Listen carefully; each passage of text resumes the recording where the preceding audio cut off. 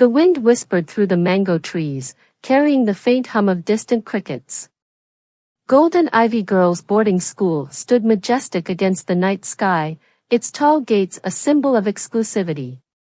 But beyond its walls, where the glow of privilege dimmed, life took on a grittier hue.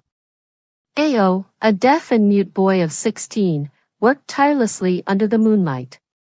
He knelt by the school garden, his hands caked with soil as he tended to the vegetables he had been hired to grow. His world was silent, but it was not empty. The soft brush of leaves, the distant vibration of footsteps, the cool earth beneath his hands, all these spoke to him in ways words never could. He didn't hear the laughter at first. But he felt it, the faint, sharp thuds of running feet on the packed soil. He paused, his heart tightening. Ao wasn't unfamiliar with cruelty. The children from the village often mocked him, throwing stones and shouting words he could not understand. Still, he hoped. He always hoped. "Hey, boy!" Brenda's voice cut through the night as she emerged from the shadows, her posture confident, her tone dripping with amusement. Behind her, Tola, Ruth, and Simi followed, their giggles echoing in the still air. Their designer slippers crushed the soft earth as they approached, their presence a stark contrast to Ao's humble figure. Ao straightened, his brows knitting in confusion. He recognized Brenda, everyone did. She was the head prefect, the untouchable. Her father owned a string of businesses, and her word was law within the school grounds. Brenda held out a mango, its vibrant orange flesh glistening in the dim light. "You like these, don't you?" she asked, her voice deceptively sweet. Ao tilted his head, his eyes darting between her face and the fruit. "We need your help," she continued, stepping closer. "There's more of these inside. We just can't carry them all by ourselves." Tola chimed in, her tone light and teasing. "Come on, don't just stand there. You're strong, aren't you?" Ao hesitated. Their smiles didn't feel right, too sharp, too wide. But he nodded. Helping people was something his mother always taught him, and he believed in kindness, even when others didn't. As they led him toward the old shed on the outskirts of the garden, Ao felt an unease settle in his chest. The shed was rarely used, its wooden walls weathered and creaking. Inside, the air was heavy with dampness, the faint scent of mildew clinging to the walls. Brenda pushed the door open, gesturing for him to step inside. "The mangoes are in there," she said, her voice laced with mischief. Ao hesitated at the threshold. He glanced back at their faces, expectant, amused. Something about their laughter pricked at his instincts, but before he could turn away, Tola nudged him forward, and the door slammed shut behind them. That night, beneath the indifferent gaze of the stars, Ao's silent world shattered. Ao had never hurt anyone, and that night, he didn't see the danger lurking behind the girls' smiles. The moon was high, casting its pale light over the school's garden, where Ao worked quietly. To him, the world had always been simpler in the silence. He didn't need words to feel the soil beneath his fingers or see the stars stretching across the sky. It was enough. It had to be. Brenda's laughter broke his thoughts like shattered glass. She was standing a few feet away with her friends, a mischievous spark in her eyes.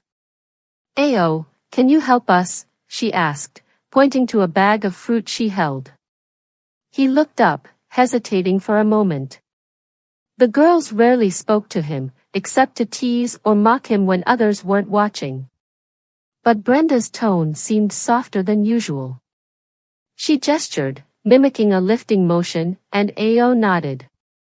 He wasn't one to refuse help, no matter who asked for it. As he picked up the bag, the girls exchanged glances, their lips curling into knowing smirks. "Let's go," Brenda said, leading the way toward the abandoned shed near the edge of the farm. Inside the shed, the air was damp and smelled of earth and mildew. Ao placed the bag down, turning to leave, but Brenda stepped in front of him, blocking his path. Her friends circled around him like vultures. "Stay a while," Brenda said, her voice sickly sweet. Ao frowned, unsure of what they wanted. He gestured to the door, signaling he needed to leave, but Ruth grabbed his arm. "Not so fast," she said, her grip tightening. Ao's heart raced as confusion turned to fear. He tried to pull away, but they were too many, their laughter echoing around him like a twisted chorus. Brenda leaned in close, her face inches from his. "You can't tell anyone, can you?" she said, her tone mockingly playful. "What are you going to do, Ao?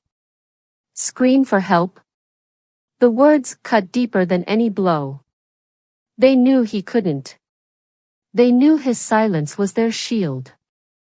What followed was unspeakable, a cruel, calculated act of power and humiliation. Ao's protests were futile, his hands waving frantically in the air, his tears falling silently. The girls didn't stop, their laughter filling the shed as if his pain was a joke. When it was over, they left him there, crumpled on the dirt floor.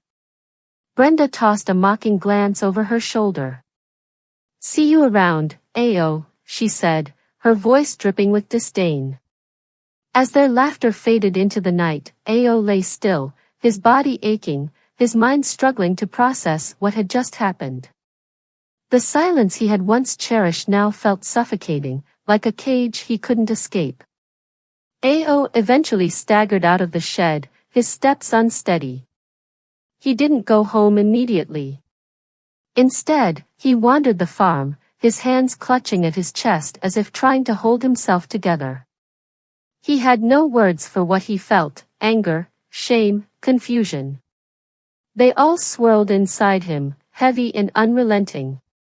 By the time he reached his small home, the first rays of sunlight were breaking over the horizon.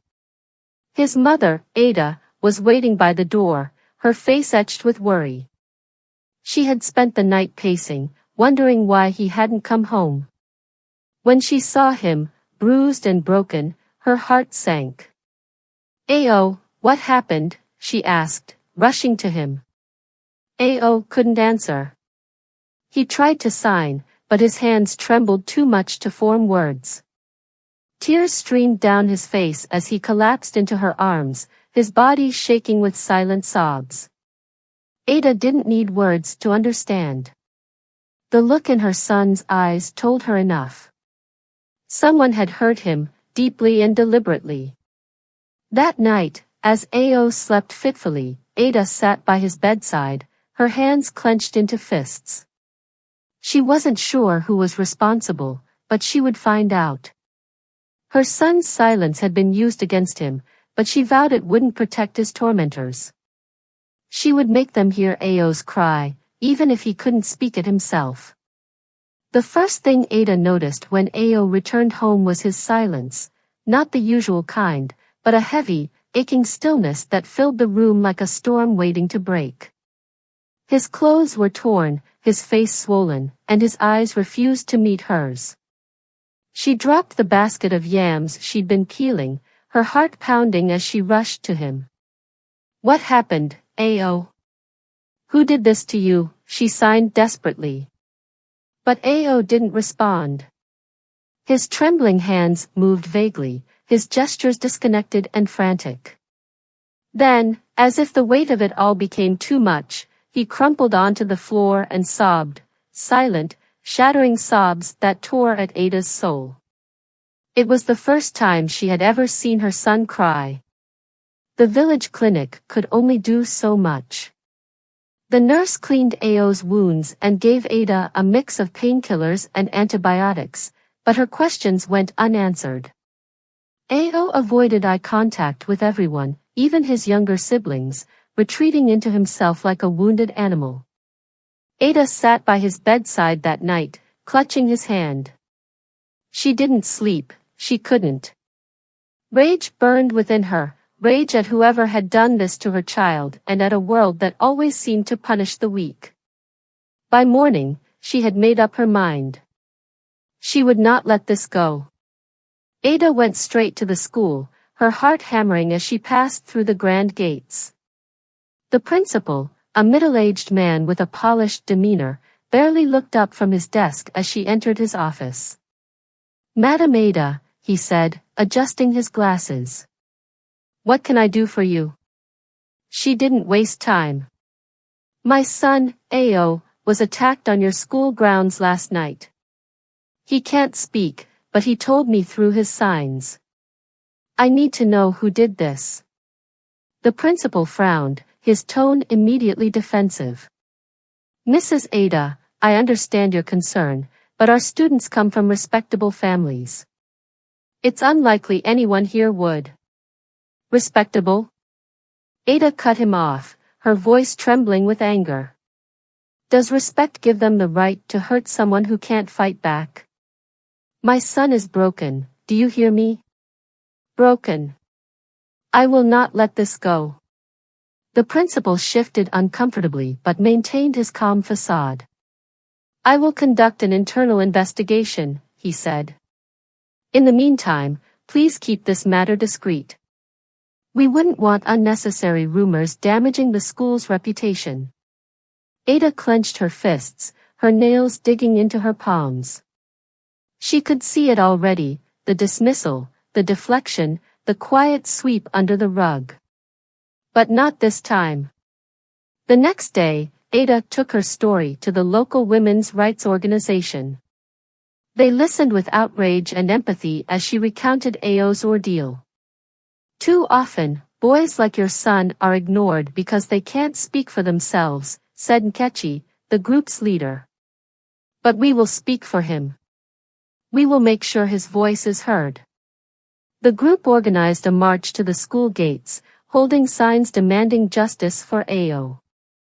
Word spread quickly, and soon, journalists began arriving, cameras capturing Ada's tear-streaked face as she held a picture of her son. The school's administration could no longer ignore the storm. And as Ada stood among the chanting crowd, her heart heavy yet determined, she looked up at the building that symbolized privilege and power. She knew it wouldn't be easy, but for Ao, she was ready to fight.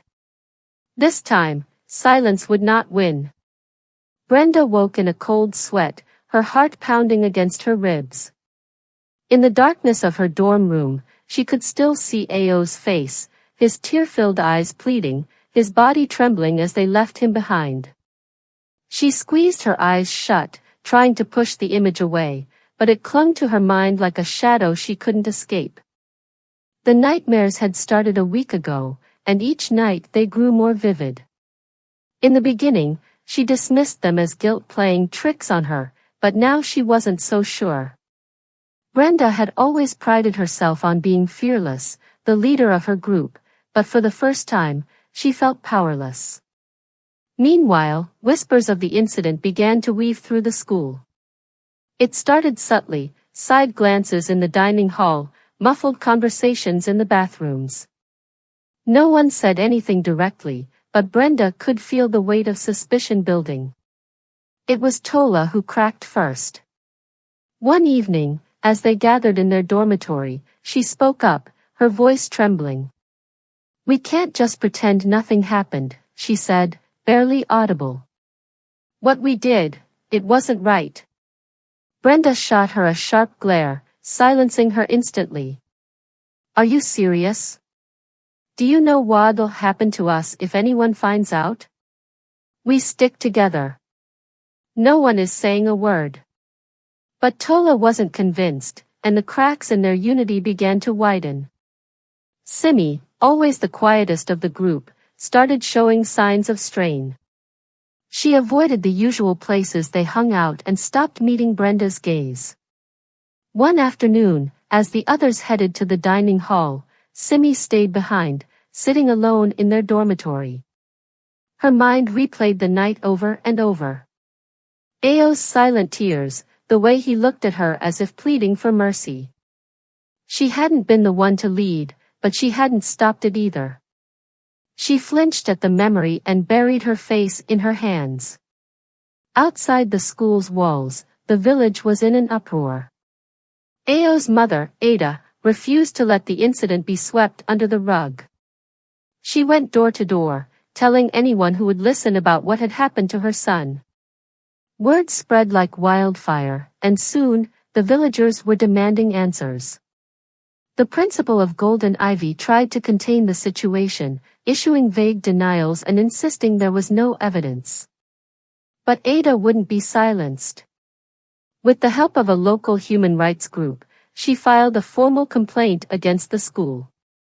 The pressure mounted, and soon reporters began showing up at the gates, demanding to speak with the administration. Parents grew uneasy, and students whispered about the growing scandal. One night, as Brenda lay awake, her phone buzzed with a message from Tola. "I can't take this anymore. I'm going to talk to someone tomorrow."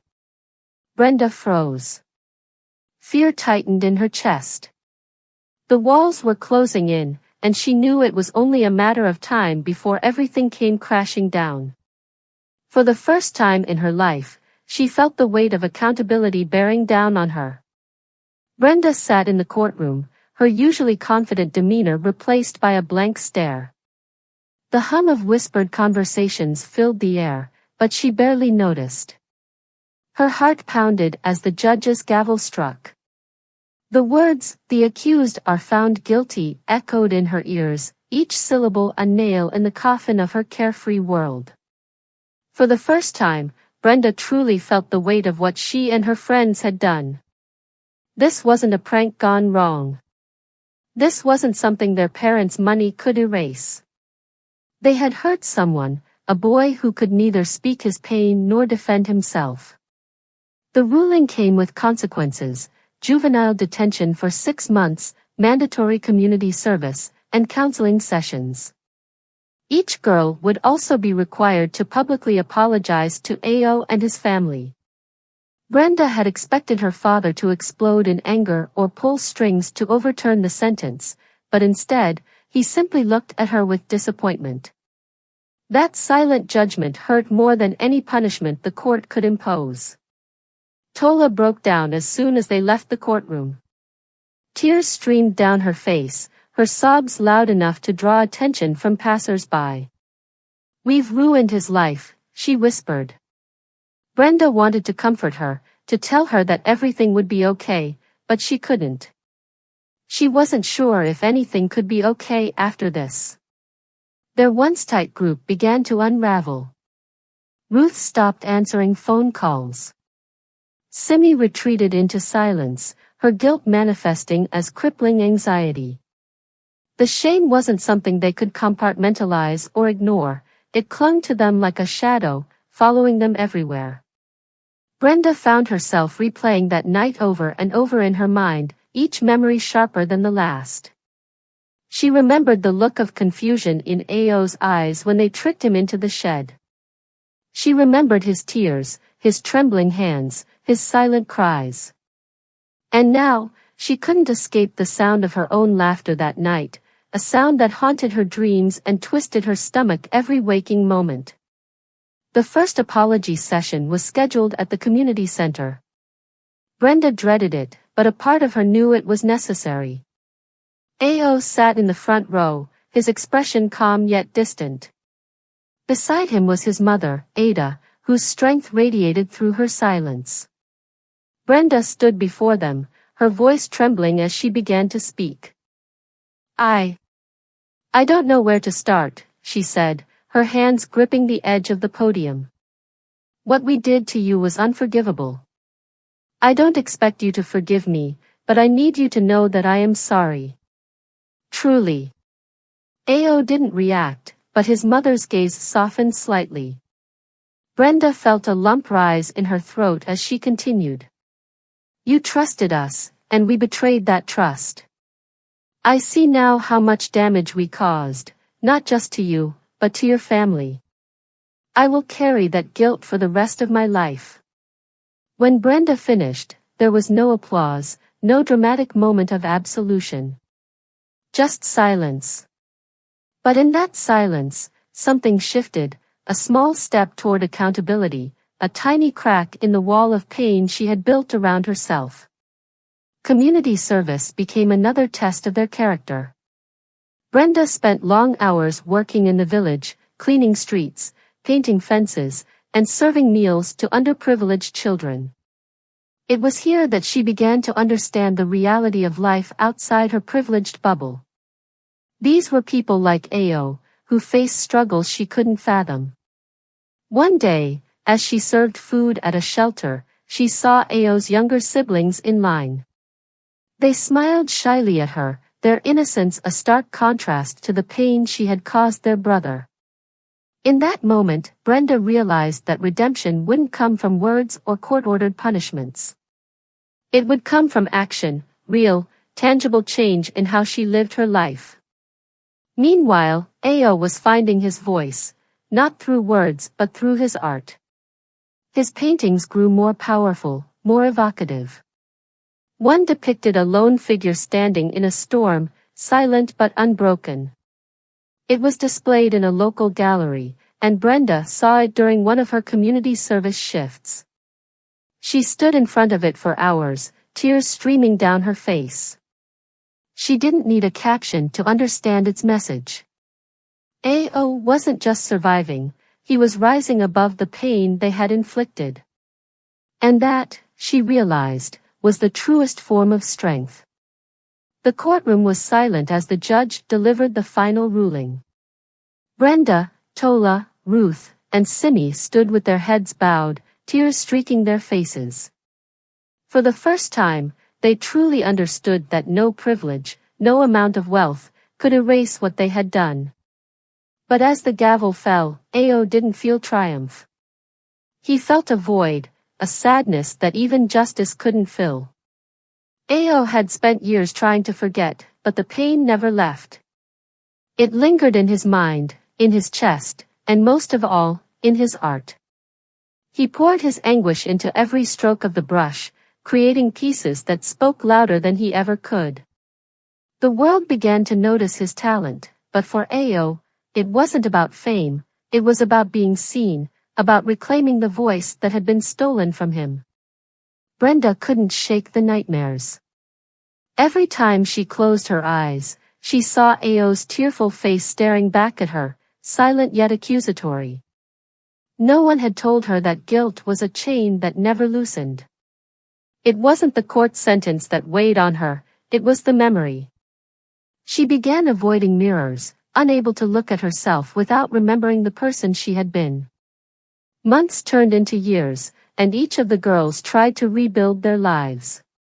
Tola threw herself into volunteer work, spending hours in shelters and schools, trying to atone for her role in the incident. Ruth left the city entirely, retreating to a quiet village where she worked as a teacher, hoping to distance herself from her past.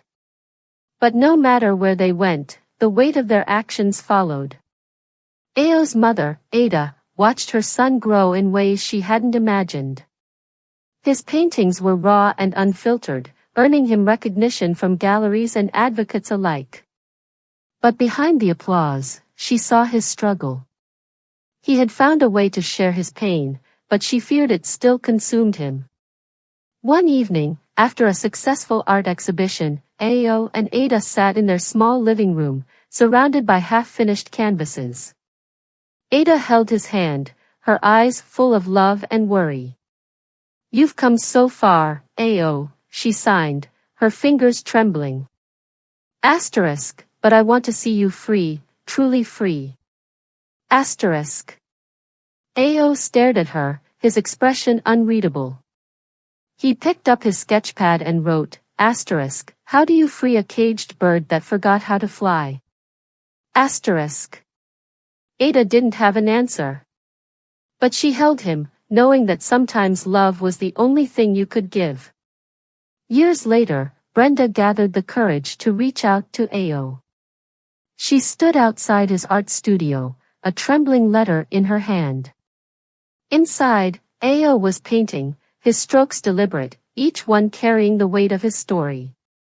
When he opened the door and saw her, their eyes met, and for a moment, time froze. Brenda fell to her knees, tears streaming down her face. "I am so sorry," she whispered, her voice breaking. "I know I can never undo the harm I caused. But I need you to know that I regret it every single day." Ao didn't respond immediately. He simply stepped back and gestured for her to come in. He pointed to a painting on the wall, a fractured heart mended with golden threads. Beneath it was a single word, healing. For the first time, Brenda felt a flicker of hope. Perhaps, even in the face of unspeakable pain, redemption was possible, not through forgetting, but through facing the truth. Their paths would never fully align again, but in that moment, they began to understand that healing wasn't about erasing scars, it was about learning to live with them and finding strength in the story they told.